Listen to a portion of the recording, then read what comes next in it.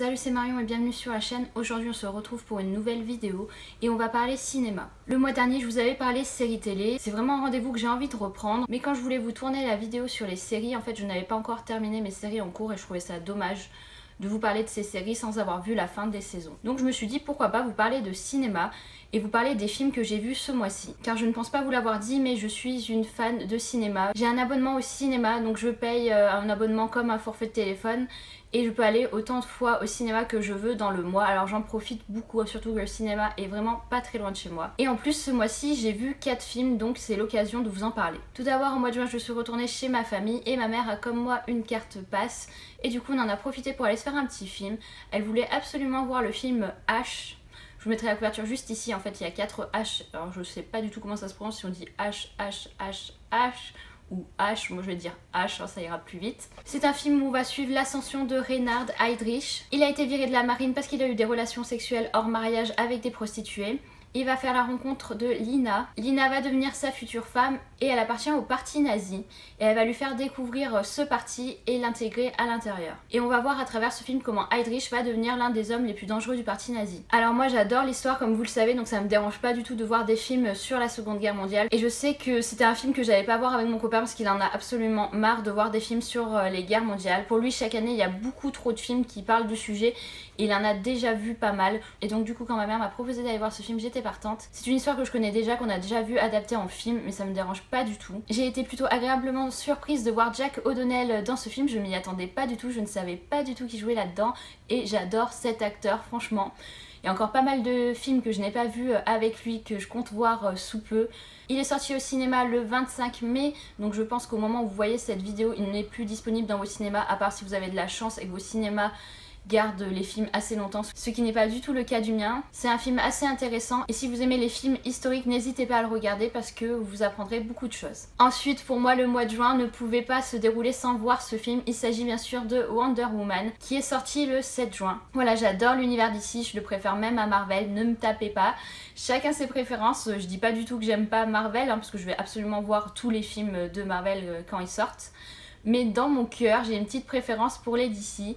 Et j'aimais beaucoup le personnage de Wonder Woman, donc c'était obligé pour moi de voir ce film ce mois-ci. J'ai trouvé que ce film était super bien réalisé, les musiques bien placées, une actrice mais juste sublime qui colle parfaitement au rôle de Wonder Woman et qui en plus a une palette d'émotions juste énorme. Parmi les récents films d'ici qui sont sortis, c'est pour moi le meilleur à ce jour. Après, si vous connaissez l'univers de Wonder Woman, vous n'allez avoir aucun suspense tout au long du film, vous allez savoir comment ça va se terminer et vous allez même savoir la suite forcément. Donc pour moi le suspense qu'ils ont essayé de mettre en place tout au long de l'histoire n'a pas fonctionné, mais ça ne m'a pas dérangé, au contraire. Je voulais surtout voir comment ça allait être adapté, si ça allait être fidèle à l'histoire. Et là, comme je vous ai dit, j'étais vraiment pas déçue, j'ai vraiment adoré. Et je peux vous dire que pour ceux qui ne connaissaient pas l'histoire de Wonder Woman, ils ont apprécié celle-ci du début à la fin. En tout cas, si vous hésitiez à aller voir ce film, n'hésitez pas une seule seconde de plus, allez-y, vous passerez un sacré bon moment. C'est un bon divertissement, franchement c'est un film pas prise de tête et on ressort du cinéma avec une seule envie, c'est de se mettre dans les comics de Wonder Woman. Troisième film que je suis allée voir, il s'agit de Baywatch Alerte à Malibu qui est sorti le 21 juin. Alors au début c'était pas du tout prévu que j'aille voir ce film,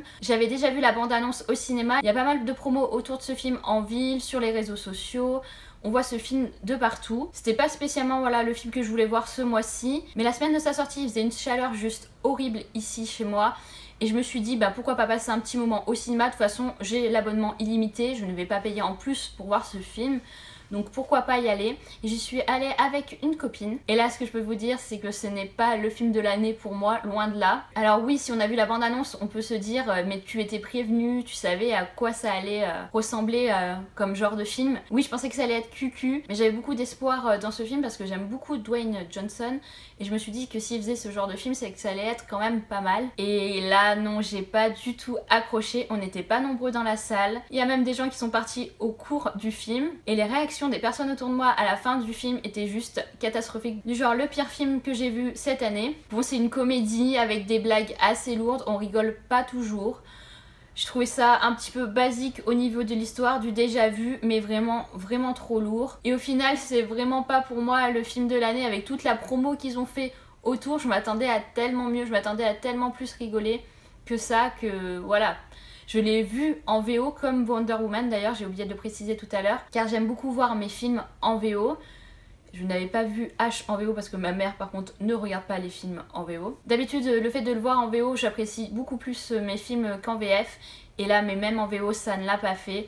Franchement, j'ai juste envie de vous dire, passez votre chemin si à la base vous hésitiez à le voir. C'est vraiment pas le film de l'année. Ou alors regardez-le juste pour vous détendre, mais vraiment si vous n'avez pas d'autres films à voir. C'est absolument horrible la critique que je fais sur ce film, mais c'est à l'image de mon ressenti. Ensuite, dernier film que je suis allée voir ce mois-ci, il s'agit de Pirates des Caraïbes, La Vengeance de Salazar. Le film est sorti le 24 mai, je ne l'avais toujours pas vu, je voulais absolument le voir parce que j'avais vu tous les autres Pirates des Caraïbes jusqu'à présent. Et en plus, à mon cinéma, je voyais que les séances devenait de plus en plus rare et je me suis dit non mais il faut absolument que je le voie tout de suite au mois de juin avant qu'il n'y soit plus. Et je suis ressortie de ce film en étant moyennement convaincue par celui-ci. On va dire que les Pirates des Caraïbes, en tout cas les 2 premiers, voire même peut-être les 3 premiers, allez, j'avais beaucoup apprécié. Mais en fait, le schéma de Pirates des Caraïbes est toujours le même. On va retrouver le fils d'Elizabeth Swann et de Will Turner qui veut retrouver Jack Sparrow pour supprimer la malédiction sur son père. Et voilà, on retrouve toujours les mêmes éléments de Pirates des Caraïbes, éléments qui ont fonctionné dans les films précédents. À part dans le 4e, on n'était pas tout à fait dans le même style.